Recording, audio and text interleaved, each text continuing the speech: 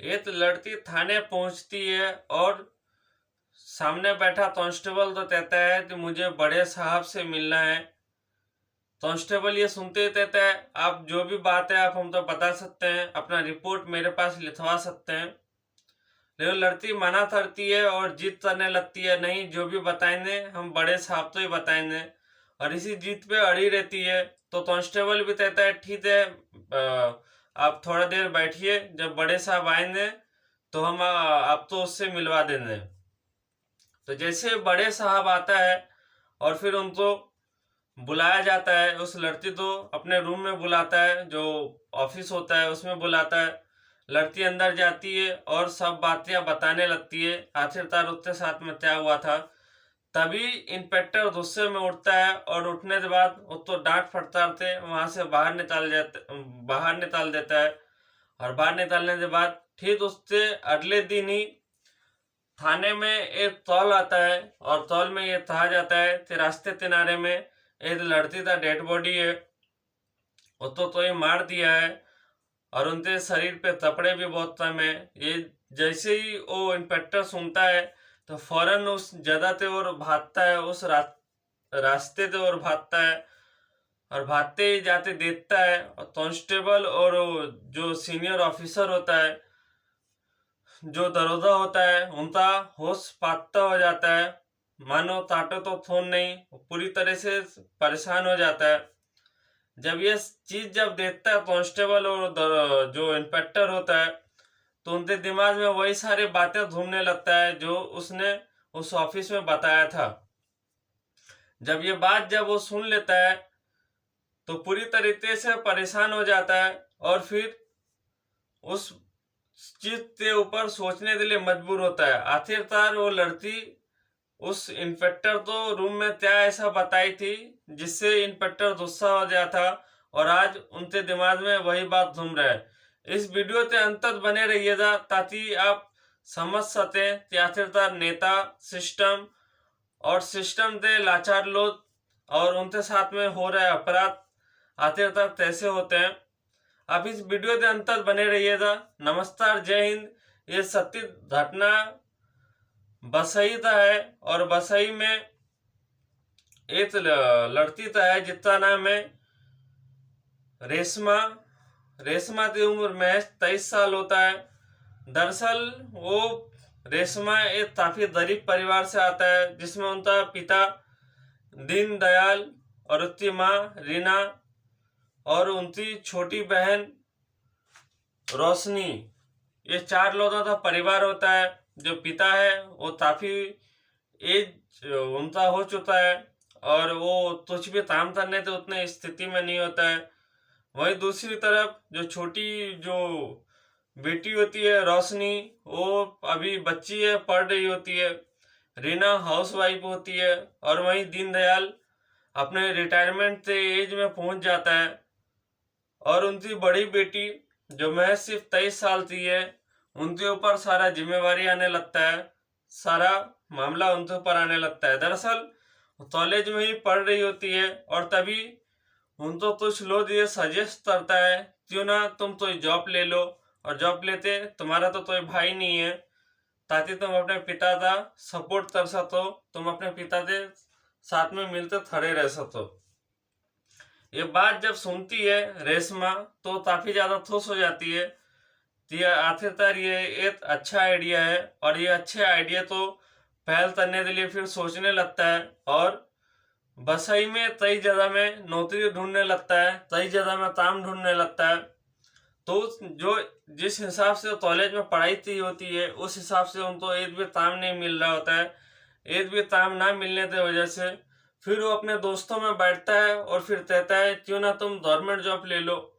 तो फिर कहता है गवर्नमेंट जॉब लेना इतना भी हलवा थोड़ी ना है कि तुरंत हम जाएं और गवर्नमेंट जॉब मुझे मिल जाए। तो फिर उसी में से एक फ्रेंड उनको बताता है क्यों ना तुम विधायक के पास जाओ और विधायक तोटा से तुम तो ये कांस्टेबल का जॉब ले लो।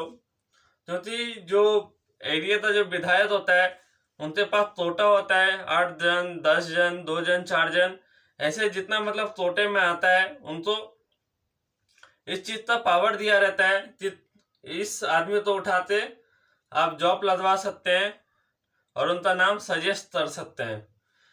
तो विधायक तोटा में आखिरकार होता यूं है कि विधायक तो एक लिमिट में इतना ऑर्डर मिला रहता है कि आप अपने मर्जी से इतना आदमी तो समाज में जो काफी पिछड़े लोग हैं आप उनको आगे लाने के लिए आप तो एक तय आदमी का नंबर दिया जाता है और आप उस नंबर के आधार पे आप तो जिसको भी नौकरी देना है आप दे सकते हैं।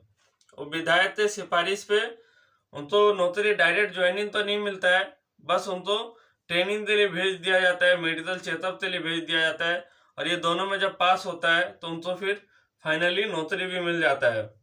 दरअसल रेशमा तो पूरा विश्वास होता है कि मेडिकल में पास हो जाएगा और ट्रेनिंग में भी पास हो जाएगा।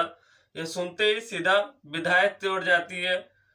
दरअसल ये मजबूर लड़की सीधा विधायक के आवास पे पहुंचता है और पहुंचने के बाद विधायक नीलेश थेर से मिलता है और नीलेश थेर से मिलने के बाद फिर उनको कहता है कि दरअसल मेरे जो माता पिता है उनका काफी एज हो चुका है, एक छोटी बहन है जो पढ़ रही है, अभी मैच 9-10 साल का है, 10 साल की हमारी छोटी बहन है और पूरा घर का जिम्मेवारी मेरे ऊपर है। तो उनको रिस्पेक्ट करता है, हाथ जोड़ता है और कहता है प्लीज मुझे जैसे भी हो आप एक कांस्टेबल का नौकरी के लिए मेरा अप्लाई जरूर कर दें और मुझे जल्द से जल्द ज्वाइनिंग के लिए मेरे घर पे फॉर्म भिजवा दें। जब ये बात जब विधायक सुनता है और विधायक जब रेशमा तो देखता है, रेशमा दरअसल बहुत ही खूबसूरत होती है, ऐसा कि देखो तो नजर ना हटे। जब ऐसी खूबसूरती देखता है विधायक नीलेश थेर तो उनके होश उड़ जाते हैं कि आखिरकार इतना खूबसूरत तो कैसे हो सकता है, तो जो बहुत ही खूबसूरत थी और यंग थी। तो जो विधायक होता है नीलेश थेर उनके दिमाग में फिर ये आइडिया आता है क्यों ना इनके बदले में इनको कुछ फंसाया जाए और इनको ऐसे ही थोड़ा परेशान किया जाए। तो फिर जो नीलेश थेर होता है कहता है ठीक है तुम 2 दिन बाद आओ।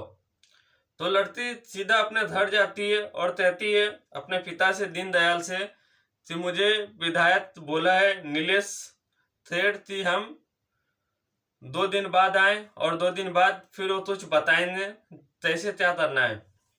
2 दिन बाद लड़की फिर पहुंचती है, फिर उनको एक दिन और डिले करता है और अपने विधायक अपने आदमियों के थ्रू उनको बुलवाता है कि मुझे नौकरी लेने के लिए तुम 5 लाख रुपए दो। नीलेश थेर अपने आदमी से रेशमा तो बुलवाता है कि 5 लाख देने के लिए। जब यह बात जब सुनता है रेशमा तो उनको बिल्कुल भी इस बात पे यकीन नहीं हो रहा होता है कि नीलेश थेर आखिरकार इतने अच्छे विधायक नामी हैं और नाम इतने अच्छे हैं और इनके इतने समाज में लोग उनको चाहने वाले हैं, फिर भी ये ऐसा है मेरे से रिश्वत कैसे मांग सकता है। तो इस बात से जब परेशान रेशमा जब ये बात जब सुनता है तो सीधा विधायक की ओर बढ़ता है और विधायक से कहता है कि 5 लाख हम नहीं दे सकते और आप प्लीज कुछ दीजिए ताकि हम अपना जो मेरे बूढ़े पिता है और जो बूढ़ी माँ है हमारी छोटी बहन है इन तीनों का ख्याल रख पाए और एक काफी जिम्मेदारी से अपना काम शुरू करें। जब ये बात जब सुनता है विधायक तो समझ जाता है कि लड़की काफी ज्यादा मजबूरी में है। दरअसल विधायक जब देखता है रेशमा तो ये काफी ज्यादा खूबसूरत होती है, तो इनसे पैसे का डिमांड के बदले में इनका जिस्म का डिमांड करता है, इनके शरीर का डिमांड करता है। तो रेशमा सबसे पहले तो घबरा जाती है, घबराने के बाद काफी परेशान होती है, काफी रोने लगती है। तभी जो विधायक है नीलेश थेर उनके पास आता है और कंधे पे हाथ रखता है और कहता है कि देखो एक बार तो बात है, तुम बात मान जाओ तो तुम्हारा सिलेक्शन फाइनल हो जाएगा, 1 महीने के अंदर में हो सकता है तुम्हारा ज्वाइनिंग भी हो जाए। ये बात जब रेशमा सुनता है उनके पास कुछ और भी चारा नहीं होता है, कुछ भी उनको समझ में नहीं आ रहा होता है। तो विधायक नीलेश का बात मान लेता है और नीलेश का बात मानने के बाद फिर नीलेश उनको अपने कमरे में ले जाता है और उनके साथ में फिर उनका रेप करता है, उनका शारीरिक शोषण करता है, उनका यौन शोषण करता है और उनके साथ में जब तक उनका मन नहीं भर जाता तब तक उनका शोषण करते रहता है और फिर उनको घर भेज देता है और कहता है ठीक है, तुम अपना आधार कार्ड और बाकी जो तुम्हारे डॉक्यूमेंट्स है, वोटर कार्ड है और अपना पैन कार्ड, ये तीनों का जीरोक्स और जीरोक्स के ऊपर में अपना साइन और बाकी डिटेल्स तुम देते जाओ और अपना सर्टिफिकेट भी देते जाओ। ये बात रेशमा सुनता है और उससे अगले दिन कहता है ठीक है, हम अगले दिन सर्टिफिकेट और बाकी सारा सामान लेते हम पहुंच जाएंगे। तो उससे अगले दिन भी पहुंचता है। पहुंचने के बाद नीलेश उसी आवास में ही होता है। नीलेश फिर से रेशमा तो ले जाता है अपने कमरे में और फिर से रेशमा का रेप करता है। रेशमा इस सभी चीजों से बिल्कुल हताश और परेशान होता है कि आखिर उनके साथ में हो क्या रहा है, लेकिन और कुछ उनके पास चारा नहीं था। वो 5 लाख दे नहीं सकती थी और उनको अपने पिता का भी सपोर्ट करना था, तो इस बात को मान लेती है और अपने साथ में जो जुर्म हो रहा होता है उनको बर्दाश्त कर लेता है। अपने पिता, अपने माँ और अपने छोटी बहन के लिए उनके साथ में जो प्रताड़ना हो रहा होता है उनके ऊपर वो सभी चीज़ों को मान लेता है और फिर वो रेशमा वहां से चली जाती है। जाने के बाद दिन बीतते रहता है, 2 से 4, 4 से 8, फिर एक सप्ताह, 10 दिन, 20 दिन ऐसे बीतते रहता है। वहीं रेशमा नीलेश तो फोन करता है। फोन करने के बाद कहता है कि आखिर मेरा ज्वाइनिंग का क्या हुआ, आप तो बोले थे कि बहुत जल्द हो जाएगा। तो नीलेश कहता है कि तुम्हारा कुछ और भी पेपर चाहिए होगा तो तुम फिर से मेरे आवास में आओ। तो रेशमा उनका बात मानता है नीलेश का और फिर से आवास में चला जाता है और आवास में जाते कहता है पेपर का जरूरत नहीं था, मुझे तुम्हारा जरूरत था। और फिर रेशमा के साथ में ऐसे सारे यौन शोषण करता है, मतलब शारीरिक शोषण करता है। ये शोषण का खेल यूं ही चलते रहता है। तकरीबन 1 महीना बीत जाता है। 1 महीने के अंदर में जो रेशमा होती है कहीं ना कहीं उनको शक होता है आखिरकार ये सब तो होते आ रहा है उनके साथ में। रेशमा काफी चालाकी से जो भी नीलेश होता है, नीलेश थे विधायक, उनके साथ में एमएमएस उनका और अपना वीडियो बना लेता है और वीडियो बनाने के बाद अपने फोन में सेव करते रख लेता है। तकरीबन जब 1 महीना बीत जाता है, जब पता चलता है कि जो ज्वाइनिंग और दौड़ के लिए जो समय था वो समय से ऊपर जा रहा है और समय से ऊपर जाने की वजह से रेशमा तो ये बात समझ में आ जाता है कि आखिर मेरा कुछ नहीं होने वाला है और ये जो विधायक है नीलेश थेड़ वो ये सिर्फ उनका शारीरिक शोषण कर रहा है। समय बस 2-4 दिन का बचा होता है और ज्वाइनिंग के लिए। तो जो रेशमा होती है, नीलेश तो फोन करती है और तो फिर धमकी देता है, कहता है अगर मेरा सिलेक्शन इस महीने के अंदर में अगर नहीं हुआ तो हम सीधा पुलिस के पास जाएंगे और पुलिस तो सब तो सच सच बता देंगे आखिरकार आपने मेरे साथ में क्या किया। जब ये बात जब सुनता है नीलेश तो कहता है ठीक है, तुम तो जो करना है कर लो, क्योंकि विधायक तो पता होता है कि आखिरकार वो जाएगा तो बसई थाना ही जाएगा और बसई थाना में जो बैठा इंस्पेक्टर है उनके साथ में उनका काफी अच्छा मित्र परिवार जैसा, एक परिवार जैसा माहौल है उन दोनों के बीच में। तो जो भी होगा उनको बता देगा और उनको बचा लेगा। क्षमा चाहते हैं। ये बात जब सुनता है तो रेशमा तो सीधा भेज देता है और रेशमा उस दिन इंतजार करती है। विधायक का कुछ भी फोन था या कुछ भी मैसेज था, जब कुछ भी नहीं आता है तो उससे ठीक अगले दिन रेशमा सीधा बसई थाना पहुंचता है और बसई थाना पहुंचने के बाद नीलेश जो विधायक होता है उनको जाते कहता है, उनके नाम पे जाते एफआईआर दर्ज कराने जाता है। दरअसल जब वो थाने पहुंचता है तो सामने जो कांस्टेबल होता है, कांस्टेबल ही होता है उस समय, जो इंस्पेक्टर होता है वो नहीं आया रहता है। तो कांस्टेबल के पास आते ही लड़की से पूछता है रेशमा से कांस्टेबल, आखिरदार बताइए आप तो समस्या क्या है। तो रेशमा बताती है तो मुझे एफआईआर दर्ज कराना है। तो कहता है ठीक है आप बताइए, आप खुद लिखते देने या हम लिख दें। तो रेशमा कहती है नहीं, जब साहब आएंगे तभी हम बताएंगे, उससे पहले हम नहीं बता सकते। जब इस बात से जीत पे जब अड़ी रहती है रेशमा, तो उनका बात कांस्टेबल मानता है और कहता है ठीक है आप थोड़ा समय इंतजार कीजिए, जब बड़े साहब आएंगे तो हम आपको मिलवा देंगे। फिर उसको इंतजार के लिए बैठा देता है वेटिंग रूम में, और लड़की रेशमा इंतजार करती है। तकरीबन आधे घंटे के बाद जो वहाँ का जो इंचार्ज होता है, इंस्पेक्टर जो होता है, वो पूछता है, और पूछने के बाद फिर उनको अपने रूम, जो ऑफिस का जो रूम होता है उसमें बुलाया जाता है। बुलाने के बाद फिर उनसे पूछा जाता है आखिरकार बताओ क्या हुआ। तो रेशमा बताती है कि उनके साथ में बार बार उसका यौन शोषण हुआ है नौकरी देने के नाम पे। फिर वो विधायक का नाम बताता है, नीलेश खेर का नाम बताता है, और नीलेश खेर का जब नाम बताता है तो पुलिस बिल्कुल भी जो जो चौथी इंचार्ज होता है उस बात को बिल्कुल भी मानने से इनकार करता है। कहता है नहीं वो बहुत भले इंसान है, हम खुद तो पर्सनली जानते हैं, वो बहुत ही अच्छा इंसान है। इस बात को सुनते ही जो इंस्पेक्टर होता है काफी ज्यादा गुस्सा हो जाता है, और लड़की तो कहता है चुपचाप मेरे केबिन से बाहर निकल जाओ और दोबारा कभी दिखना मत। दरअसल इंस्पेक्टर इस बात को समझ जाता है कि इनके साथ में अभी तो शारीरिक शोषण हुआ नहीं है, आखिरकार ये इतने लेट कैसे आया। और देख से इंस्पेक्टर तो लगता है कि पूरा पूरा सिर्फ बनावटी बात बोल रहा है, पूरा पूरा झूठ बोल रहा है। लेकिन रेशमा कहती है नहीं मेरे पास वीडियो है। वो कहता है मुझे तुम्हारा तो सुनना ही नहीं है, तुम यहाँ से सीधा बाहर निकलो और दोबारा मेरे सामने दिखना मत।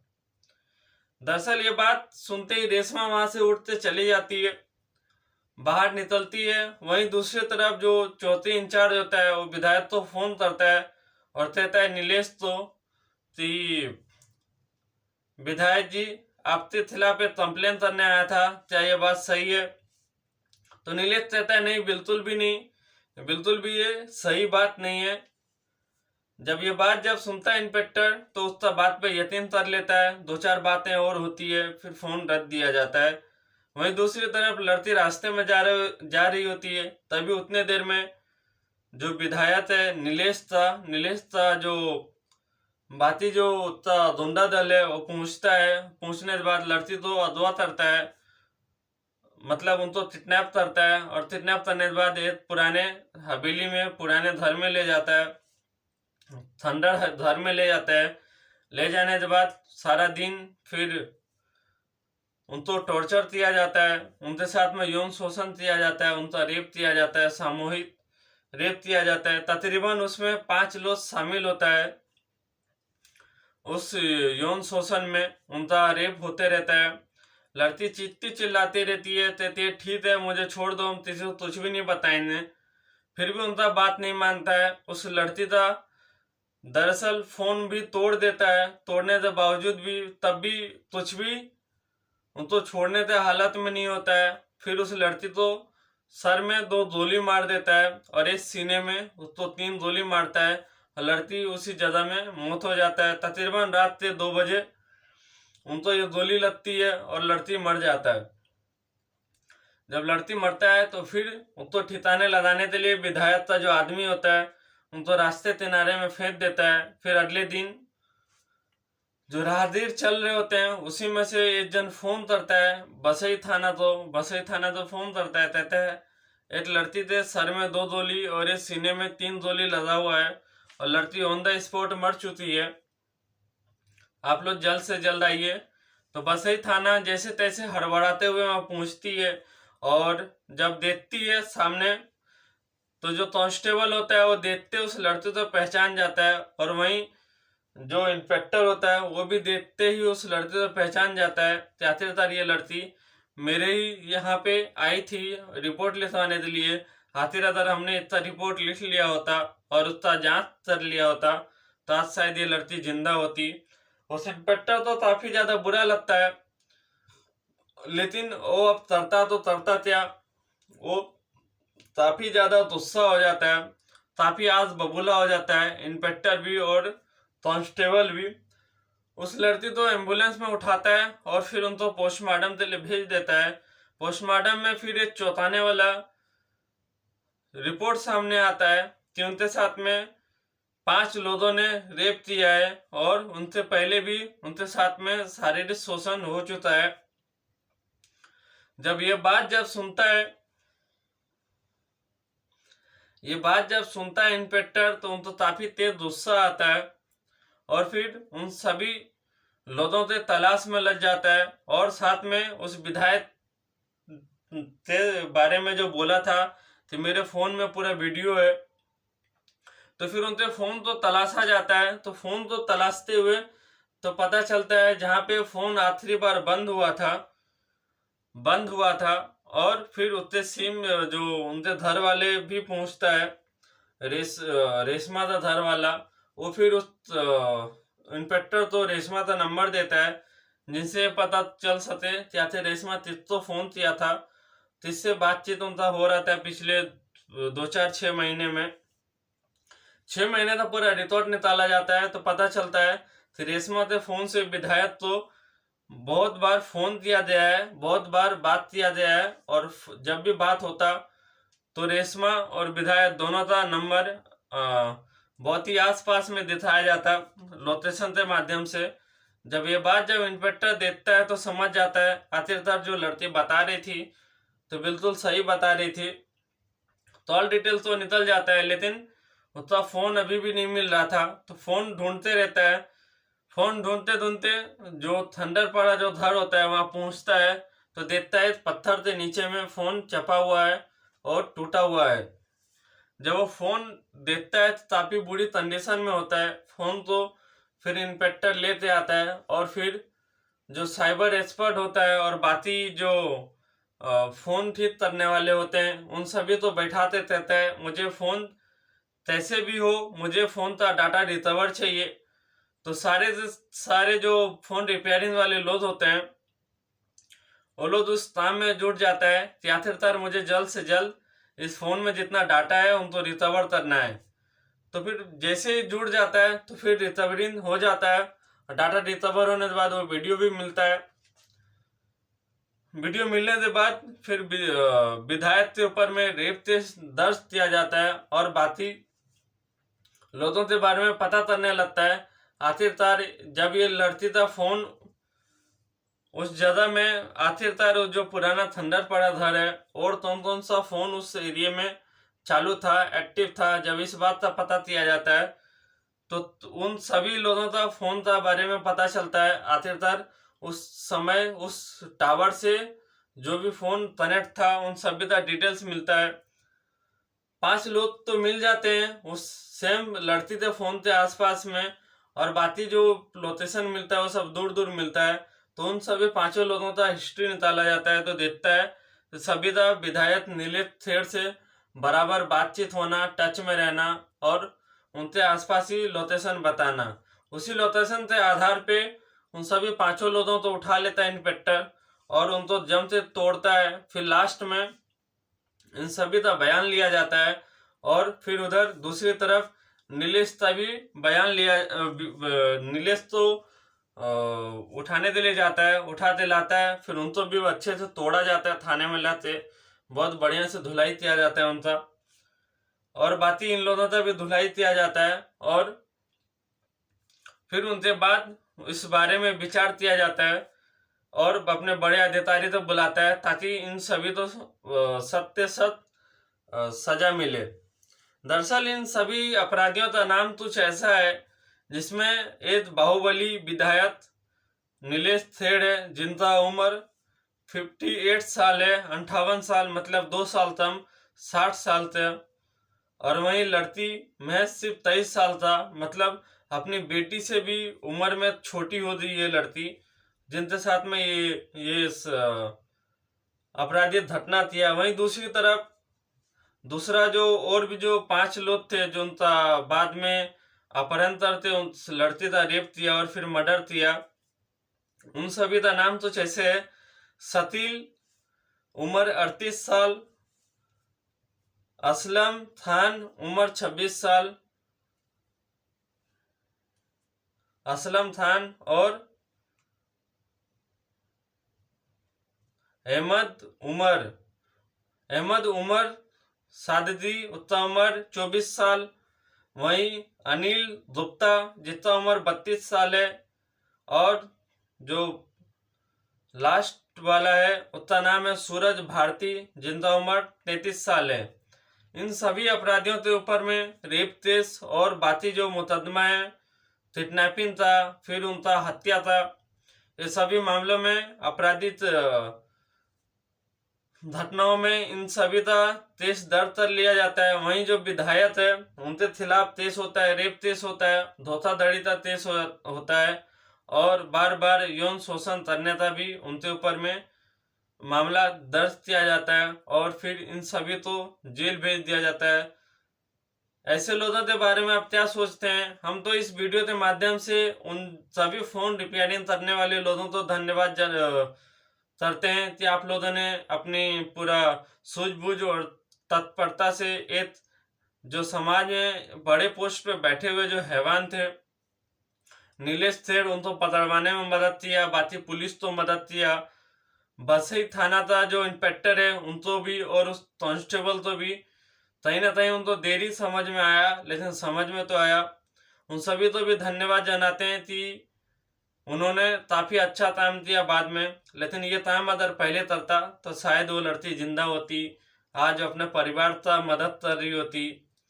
जो उनके पिता, जिनके लिए, जो बूढ़े माता पिता के लिए जो अपना काम के तलाश में था, कहीं ना कहीं उनके जो माता पिता हैं इससे काफी ज्यादा खुश होते, काफी ज्यादा प्रभावित होते कि नहीं उनके बच्ची जिंदा है। और फिर ऐसे लोगों के झांसे में पड़ जाता है अच्छे से अच्छे, समझदार से समझदार लोग। इसमें जरूरी है कि आप कोई भी ऐसा चीज अगर अपने आसपास में देखे जिसमें अपराध हो रहा हो, या आप तो ऐसा लगे कि आगे चलते तो ये अपराध हो सकता है, तो उनसे सीधा पीछे हटें और उनका जो पुलिस में जरूर रिपोर्ट लिखवाएं और सनसनी लिखवाएं। तभी भी कोई भी चीज ऐसे फ्री में लेने का कोशिश ना करें। कहीं ना कहीं फ्री में अगर आप कुछ भी लेने जाते हैं तो उनका कीमत और भी कई तरीकों से चुकाया जा सकता है, कहीं ना कहीं उसमें आपको आपका जान भी देना पड़ सकता है। जैसे इस लड़की के साथ में हुआ, इनको जैसे ही पैसा मांगा गया था और जैसे इनके साथ में शारीरिक शोषण करने का बात आया, तो इनको सीधा वहां से पीछे कदम हटा लेना चाहिए था और तो दूसरे जॉब के तलाश में लग जाना चाहिए था। कहीं ना कहीं आज लड़की रेशमा जिंदा होती और अपने पिता का सपोर्ट कर रही होती। बाकी इस वीडियो का माध्यम से हम सिर्फ लोगों को जागरूक करने का काम करते हैं और समाज में जो ऐसे अपराधी है उनको उनका जो चेहरा है सामने लाने का प्रयास करते हैं, ताकि लोग समझे और अपने आप तो अपराध बोध होने से पहले बचे और अपराध कहीं उनके साथ में ना हो जाए, इस चीज से भी बचे। इसलिए दुनिया क्राइम स्टोरी के परिवार से ओर से यही कहना चाहते हैं कि सब खुश रहें, अपने परिवार के साथ में मस्त रहें, अपना परिवार का और अपने देश का ख्याल रखें। और कोई भी माता बहन हो या कोई भी दूसरे जो परिवार के जो लोग हो या अपने परिवार के लोग हो, जब भी आप सुने कि इनके साथ में तो गलत हुआ है तो उनके मदद के लिए खड़ा हो, ना बल्कि उसका मुंह बंद करने के लिए खड़ा हो कि तुम ये बात किसी तो मत कहना, बदनामी होती। आपका एक बदनामी के डर से कहीं ना कहीं और कितने ही लड़कियों का इज्जत के साथ में खिलवाड़ होता है, कितने ही महिलाओं का इज्जत के साथ में खिलवाड़ होता है। इसलिए बिल्कुल भी चुप ना बैठे, क्योंकि अगर आप चुप बैठते हैं तो कहीं ना कहीं अपराधियों का साहस बढ़ता है और फिर ऐसे अपराध और भी बढ़ते हैं हमारे समाज में। और जब अपराध बढ़ता है तो फिर समाज सुरक्षित रहने लायक नहीं रहता है। हम तो दीजिए इजाजत इसी बात पे। चैनल तो सब्सक्राइब कर लीजिए जिसने सब्सक्राइब नहीं किया है, वीडियो तो हो सके तो शेयर कर दीजिएगा ताकि लोगों तो ऐसे जो समझ में आए और ऐसे अपराध होने से वो पहले ही संभल जाए। बस, धन्यवाद। जय हिंद, जय भारत।